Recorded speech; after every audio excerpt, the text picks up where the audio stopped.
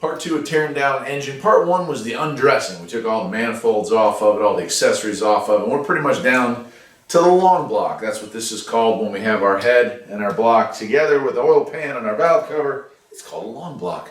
So tonight I'm going to tear it down all the way down. I'm going to take the valve cover off. We're going to remove the head.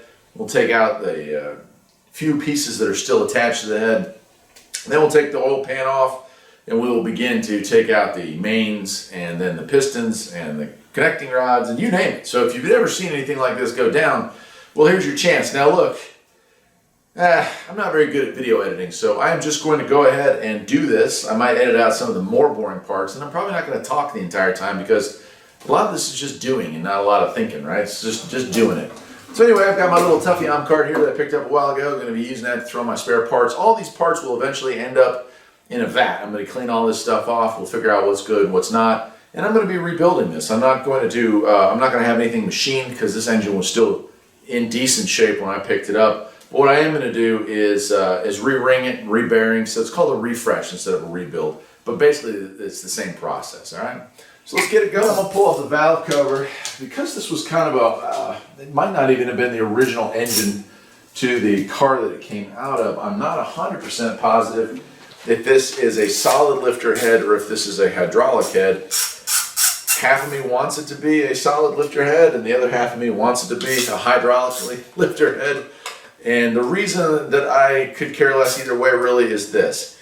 If it's a solid lifter head, there's some pretty cool camshaft options out there for Volkswagen engines. And you can kind of spice them up a little bit with the European G-grind cam, or some earlier camshafts out of the 1.6 liter, which I actually have, in the truck right now. If it's a hydraulically lifters on it, well, that's kind of not bad news either because I don't have to worry about adjusting the valves. I can just literally put this thing back together again, and I won't need to buy a shim kit to adjust the valves. Back in the day, when I used to do this stuff for a living, when I used to restore Volkswagens, I still do that for a living, but I don't do it as in depth. Until 2008, I used to buy Volkswagens all over the country and fix them up and resell them. But I got rid of a lot of the stuff that I used to use in order to do that type of work. And one of the things I got rid of was the valve shim kit. And so I don't have that stuff. I can obviously still get my hands on it. I'm sure there's a dealership somewhere around here that will have that. And let's see what we got. Oh, look at that. Huh, no kidding. Unusual. This has obviously been modified at some point. They did not come with this baffle. This is like an oil protector baffle. That was a nice little add-on. That's cool that it has that. Definitely going to keep that. And it's a solid lifter head. Okay, so there's nothing wrong with that. We'll be happy with that. These gaskets, they're all trash. Right now, I'm just going to throw that stuff on the ground. And we'll go ahead and pull the head. Now this is it the 12 point? Yeah, these are 12 point head bolts here, so I'm going to go ahead and get my socket that I did not get rid of. So this is kind of a lost art. This is a dying art at the very least. People don't rebuild engines anymore, and there's good reason for it. Why would I want to do this? This is an old engine, an elderly engine, but on a modern engine, well, this job probably pays something like 24 hours, 22 hours to completely tear down a modern V8 or V6 engine, put it back together again. You're going to spend all that time. Then, of course, you have to replace all the components. You have to have a considerable amount of specialty tools to do that properly. And, so you're talking about a considerable investment in tools and knowledge as well, because you have to be able to read those tools properly in order for any of this to work.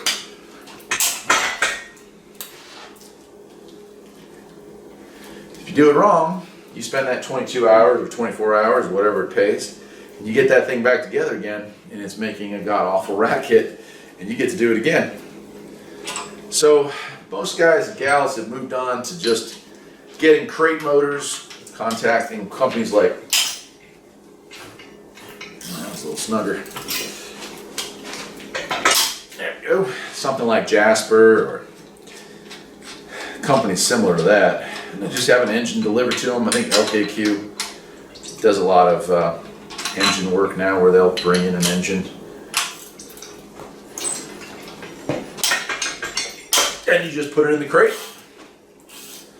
and swap it out. Now you're just paying me to take the old engine out, put the new engine in. That's a whole lot easier on the tech, right? You may pay 12 hours just to do an R&R versus 24 to 36 hours to do something super major like rebuilding an actual engine from the ground up. And then if something goes wrong with that engine, well, look, I have a warranty on it because companies like Jasper offer those.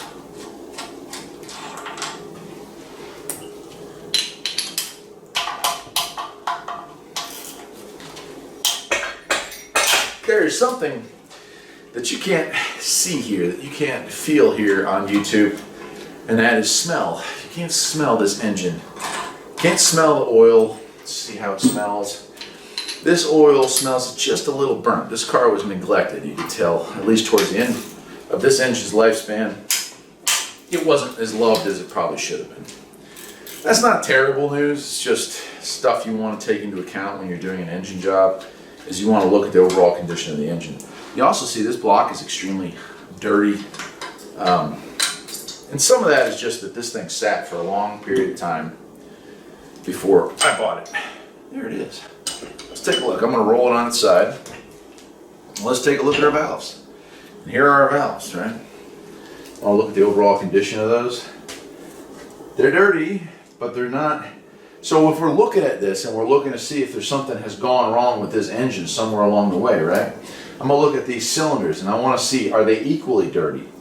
Is if this one is clean as can be, it looks like somebody had taken a wire brush and cleaned it smooth.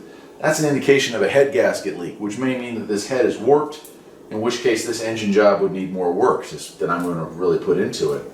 I'm going to look at these valves. I'm looking for chips, cracks, bends, stuff like that. These actually look beautiful. I've got one valve open here, one valve open here. The rest of them are all in the closed position, and there's none that are bent, right? I could roll this cam over if I want to. Right now it's set to top dead center one. No, not set to top dead center. I guess I didn't set that. That's okay. When I reset it to put it back together, obviously I have to do that. But that's what I'm looking for. I'm looking for damage, cracks, signs of leakage, warpage. Now I can use a metal piece of rod, or not rod, but a metal bar here, and I can check it for straight with a feeler gauge, and I'm going to do that at some point here as I go along this process. But for right now, this is finished. I'm going to set this aside. This also doesn't weigh very much, maybe 35, 40 pounds at most. And I'll take that into town in my other shop, and I'll take it and put it into a cleaner and have that cleaned. And I'm going to do the same thing with the block. Let me go ahead and get a screwdriver, and I'll take off this head gasket here to show you that. And again, when I pull this off, I'm looking at these cylinders. I want to see what do they look like. Do I see scoring? And I'm going to bring the camera here closer in just a minute here. Yeah, that's really stuck on there. There we go. Get a corner of it up. Usually you can kind of. There we go. Peel that up. And of course, you're not gonna want to reuse a head gasket even if it's not failed. But this one actually looks to be in good shape. I don't see, if you see a burn between any of these, that's not indication that you have a head gasket failure. Again, a sign that the thing is overheated. That would be bad news, obviously. So yeah, overall, this one looks pretty good. This engine probably would have been fine to just throw back in the car and rock and roll. Now I'm looking at the engine itself. I'm looking at the cylinders. And I don't see, I want to get a flashlight here, I'm going to look down in the bores, but I don't see anything that's ugly. I'm going to take my finger and feel the top of these cylinders, right? If an engine is really worn, you can actually feel a really big, like your fingernail on, and that's the engine getting to the top and wearing the stroke of the cylinder up and down, right up to that edge where the factory was. But I'm not feeling that either. It actually feels pretty darn good. Yeah. Alright, so the next thing I'm going to do, I'm going to roll this closer. Get a flashlight and hopefully you'll be able to see somewhat inside. This is actually looking great. Looking great. I doubt you'll be able to see this, but I'm going to try to angle this down. Bring that over a little closer. Inside of these cylinders, I can actually see the cross hatching. That's the factory cuts that were made to smooth out the bore of this. That means that this is not in bad shape at all. This is exactly what I want to see. So this is a perfect candidate for what I call a refresh, right? I'm going to pull this thing all the way down. I'm going to dunk it. I'm going to clean it really well. All these passages are going to be cleaned out. That's where your coolant goes. All the oil that's stuck to the inside of this when we flip it over is going to get cleaned out. I'm going to pull all that out of there. I'm going to be polishing all this stuff and making it nice and smooth. I'm going to put new piston rings, a new crankshaft bearings, new camshaft bearing. No, not camshaft on this model. So crankshaft bearings and connecting rod bearings. And so it's going to have new bearings, thrust washers, and rings.